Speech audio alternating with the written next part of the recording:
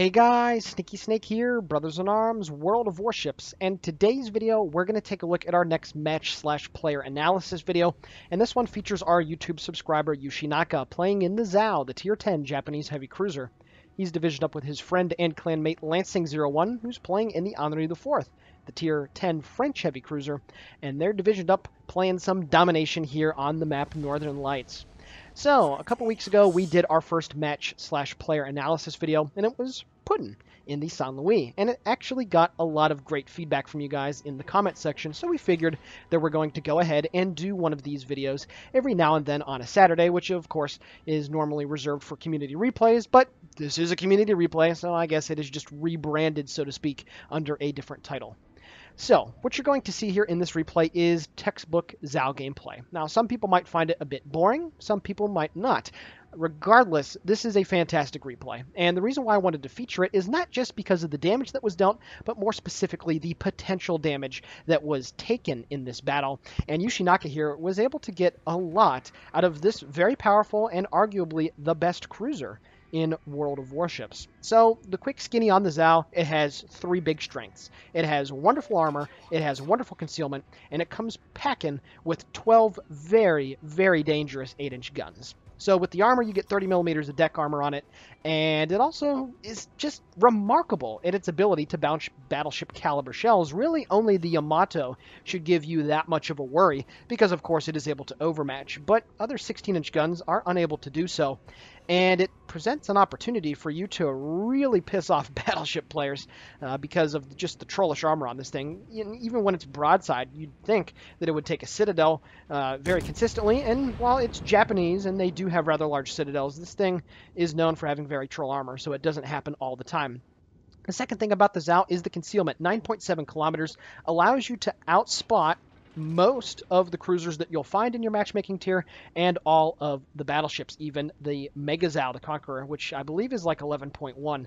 So what it allows you to do is to start any engagement pretty comfortably against all of the battleships that you're going to meet. And the reason why that is important is because, well, that's what cruisers really need to be able to rely on. You need to be able to put yourself in positions where battleships are not really going to have too much of a chance to hurt you outright really badly. And then the third thing about the Zao, of course, is the guns. You have excellent HE alpha, you have excellent AP alpha, and while the reload is rather slow on this thing, again, it's the alpha damage on these shells that is just ridiculous. Oh, and of course the 23% fire chance if you equip Demo Expert and the flags. So this thing has, well, I guess the way I put it, a bunch of semi-trucks that come out of the guns. And there's a reason why the Conqueror is known as the Mega Zao in game, because this thing hits like a freaking semi-truck when you have an HE salvo that hits right in the sweet spot.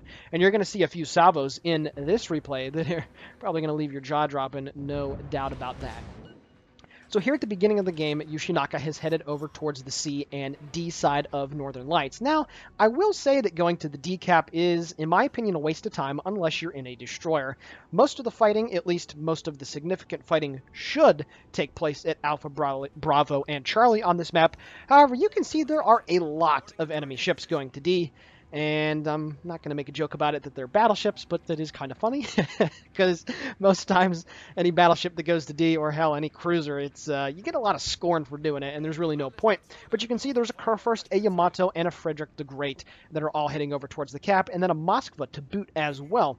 So he kind of does have to hold the line over here with this Des Moines, and the reason why is you can see all of his team is heading off to the west, to the more normal engagement zones over there. So he's going to have to hold this fort down against all of these enemy battleships that are going to come through, and he cannot let them wheel to their left and come around and be on the backside of his friendly team. So he has to hold the line over here, and this is why this Zao replay is absolutely fantastic. If you didn't notice right there, that salvo that started a fire on the Yamato did 10,000 damage with the HE. Absolutely ridiculous. And again, why this thing is so darn powerful. I have made a video on this relatively recently. I think it was back in June or maybe July, why this cruiser is the best tier 10 in the game and arguably the best cruiser in the game. I'll provide the link to that below in the description if you want to check it out. But right here, you can see that Yeah, he's just doing what Zhao's do, kiting away. He is angled towards all those enemy battleships with his rear facing towards, or his stern facing right at them. So that's exactly what he needs to do. You can see that he did set a fire on the Kurfürst, but inexplicably that guy used his damage control immediately. He does take about 5,000 damage there from one shell that managed to hit him, but that's okay because he's kiting away, and if he needs to stop firing at any point, he can easily do so because all of those ships are well outside of his 9.7 kilometer detection, and also he's using the high explosive. Now, at that range, at that angle, that Kurfürst could get hurt really badly by AP, but there's no reason to be shooting AP right now because he did pop his damage con, and there we go. He managed to get a fire burn on that guy, so hopefully RNGesus will hook him up with a second one on the front of the superstructure. And here's another example of why this armor is fantastic. You can see the Kurfürst is shooting. Actually, no, not the armor. The maneuverability. I'm sorry about that. It gets shot at so many times by battleships, I couldn't remember which ones hit him and which ones don't.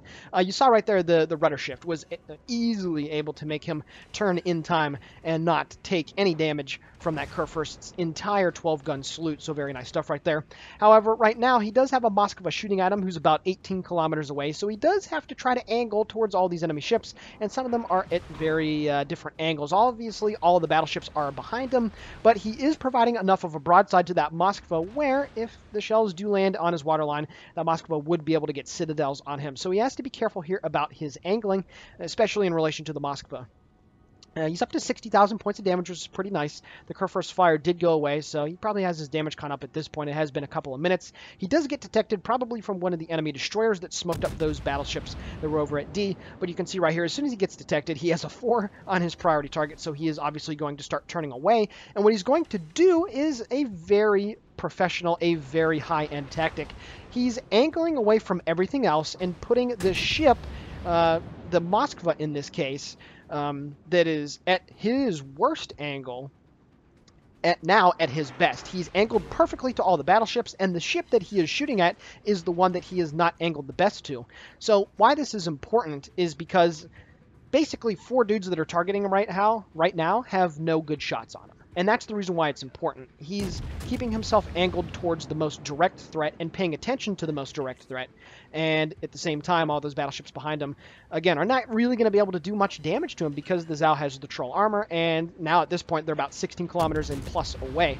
So, you know, he's obviously going to be monitoring the priority target, and the Moskva is 19.3 kilometers away, and since he knows the Moskva has a range of about 20 kilometers, he knows that the Moskva is at the fringe of his range as well at this moment, so he feels comfortable opening up broadside now, and that's something that, well, that's just knowledge. That's game knowledge that if you want to get really good, you have to know things like that.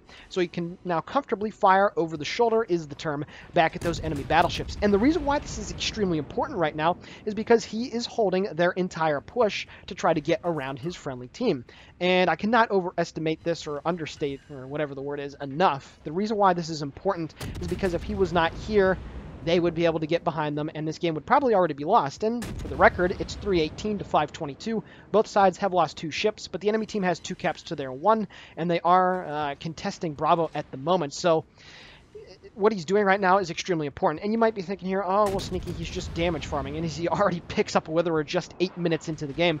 Well, yeah, he is damage farming, obviously, but he has to be doing this. As his friendly Montana is about to kick the bucket, he's going to be the only ship over here to be able to hold off these enemy ships. So the position that he's in right now is absolutely imperative, but it's only playing right in to the strengths of the Zhao. So it really hasn't been much of mistakes that he's made so far in this game. He's honestly played it extremely well, and certainly gets my seal of approval at the moment. At the end of the day, these match analysis videos are very subjective, but I do have enough experience to think I know what I'm talking about, and I'm sure Youskinaka here agrees. This is exactly what the Zhao needs to do. So very nice gameplay, very controlled. He's only lost 9,000 hit points, and while the most of it he is not able to get back, considering he's done 140,000 damage and it continues to rise with the fires, I'd say dealing 140 and only losing 9k is a pretty nice exchange. And again, he goes undetected when he needs to. That enemy destroyer that's over there that still has not been spotted launched some torpedoes at him, and now he is certainly not within 9.7 kilometers, so now he's going to take this time to try to reposition himself. So at the moment, it's 385 to 531. His team has lost 3 ships. The enemy team has lost 4. He does get detected right here from the enemy destroyer, who has since moved into range, and now he's going to shoot at the Yamato. But of course, since he knows the Frederick the Great is trying to push through that channel, he's going to start angling towards not only the Yamato, but the Freddy. Now he's going to start shooting at the Moskva, who is to his furthest right, as you see it on screen. Now he does open, I'd say, a tad little bit too much from the Freddy, and he does get penned in the superstructure for 4,200 damage. But he does manage to slab some shells right into the side of the Moskva, who is turning away at this point and is not aiming at him. It's just the Yamato and the Freddy at this point. The Freddy does bomb his damage control on one fire, and you can see right there almost 7,000 with 7 pens right into the superstructure. That is just a meaty high explosive salvo. Very, very nice stuff right there. But again, he's still staying angled to all those enemy ships as he kites away. And honestly, it's pretty amazing to me that these enemy ships are still trying to chase after him. I know that they have to get over here, but I really don't understand why they're not, not shooting and just trying to creep in a little bit closer. It really makes no sense to me, in my opinion, but hey, whatever. He is certainly milking the enemy team out. The Freddy now, uses his damage control, so all you got to do is light some more fires. Right now, I will say you are staying a bit too, you're not angled enough for that Freddy, and if he did get lucky, he would be able to put you out of your misery pretty quickly with some citadels, but, I think he realizes this at this point in the... Well, also the Freddy is about ready to get behind the island as well, but there we go. He starts to turn to his starboard side to try to stay a bit more angled. You can get pretty carried away with the Zal because it has that troll armor, but that is either here nor there. Now he's taking some shots here at the Shimakaze, and because these guns have such great muzzle velocity, oh, there we go, only does 3,200 damage, but breaks a whole bunch of modules, which is really nice stuff. You can see the Shimakaze appears to not have last stand, which is very unfortunate for him, so he's not going to be able to get out of the way of these shells either because he's going slow, and another very meaty salvo sets a fire, does about 4,000 damage, and then the Kurfürst manages to take care of business. So as the Freddy continues to burn, he has now since made a turn to port, but this is really the big mistake that he makes right here. The angle that he's providing right now is certainly not in keeping with what I was talking about earlier, but again, at the very least, he's at least maneuvering all the time. He's not driving in a straight line for extended periods.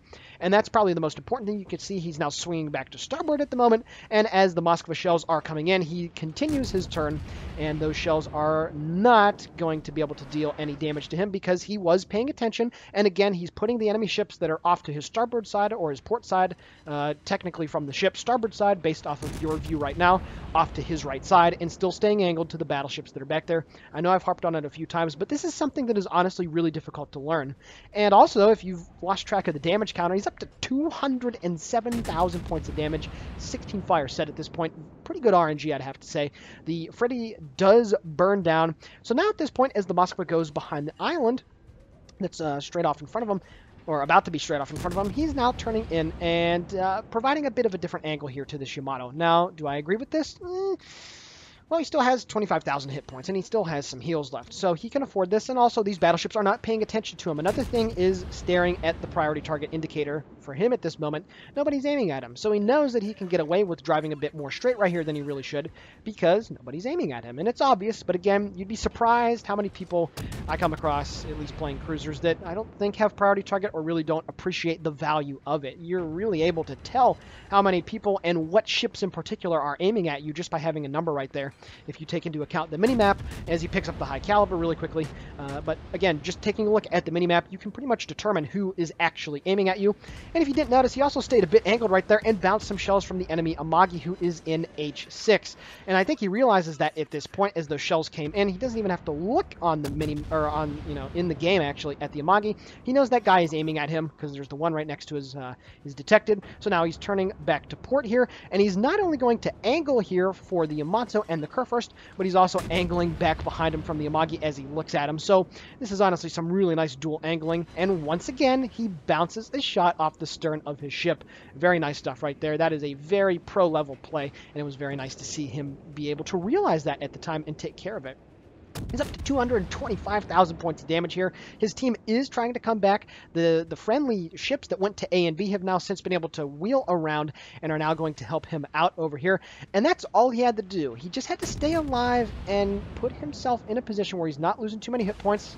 As I do say that, he takes a pretty big hit right there. He wasn't angled enough from the Amagi, but still, no citadels, nothing crazy, and he's able to, you know, get the majority of the hit points that he lost back. So that's A-okay, and he's still angling against 2 battleships, which is really, really sweet right here.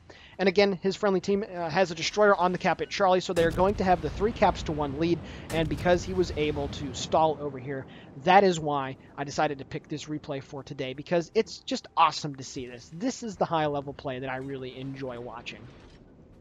So at this point, it's 587 to 724. His team is still down a little bit because the Kutuzov managed to take care of the friendly Amagi. However, at this point, they now have the 3-1 cap lead, which is nice. Also, the Kurfürst bombed his damage control, and there we go. He gets another fire number 21, which is really nice stuff right there.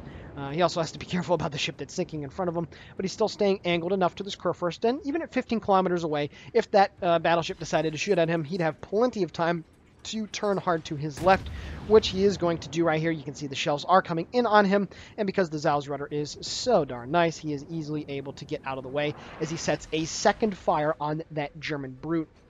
Very good stuff right there. And also he has the friendly Friedrich the Grosser right here, so he's okay. And they're going to be able to take care of this battleship. And once they do, you can see the Harakazi is on Delta. They are going to have the lead. So in a game that was looking a bit iffy earlier in the match, Youskinaka has really been able to have a very nice impact on the game. And also right here, once that Currywurst was reloaded and ready to shoot, he was going hard to starboard, so he was able to make the turn in time. And even if that German battleship shot at him, he would have been angled well enough to be able to probably bounce the shells. He picks up the Arsonist and finally secures his first kill of the game. 273,000 points of damage dealt to the enemy team. Awesome, awesome stuff right there. And with 4 minutes left in the game, he is now going to, at this point it appears, go into the Charlie cap. You can see that the last 2 enemy ships that were spotted, the Kutuzov and the Amagi, are still alive. But at this point, it is a 4 versus 2, and they're going to have all the caps here really shortly. So there's really no reason that they should choke and throw this game away at this point in time. So, yeah, that is how to damage farm like a freaking pro. He's only lost 15,000 permanent hit points, and he's dealt 273. That ratio right there is absolutely presto. About, well, what would that be? He's lost 15,273? A factor of 13, 14 to 1? I'd something like that. Pardon me, I'm no math major. My brother is, but I'm not. Something ridiculous, and that's great. And, yeah, just the kiting, the HE use, picking the right targets, but again, really harping on it, angling correctly, and putting all the ships that could shoot at him at the proper angles off of his rear section was really nice. And now at this point, you can see that the enemy Amagi is moving near Bravo. However, the friendly Yamato is going to try to deal with him, but nevertheless, he is now going to move around the island here and probably uses torpedoes. And that's something that I forgot to mention earlier, but the Zau has 8-kilometer F3 torpedoes that have ludicrous damage, and they have blazing speed. I think it's like, I know it's north of 70 knots. I think it's 76 knots, something like that. It's absolutely ridiculous how fast these torpedoes move. However, the torpedo angles are extremely poor. Now, one little nitpick right here, and I mean, if you want to call it a nitpick, sure, but he probably could have AP loaded right here. 5,600 damage on the Citadel for the AP is able to get some incredibly punishing AP salvos that are honestly comparable to the Hindenburg. So this Amagi at 7 kilometers away would take some ludicrous damage from AP, but he's not shooting it. He's shooting the high explosive. And again, it's just a little nitpick thing. He still does almost 5,000 damage right there shooting into the superstructure. But I think with 2 AP salvos, he probably would have had enough alpha damage to be able to delete that Amagi outright, especially if he was able to hit into the weak sections of the side armor of the ship. But he's no worse for the wear here.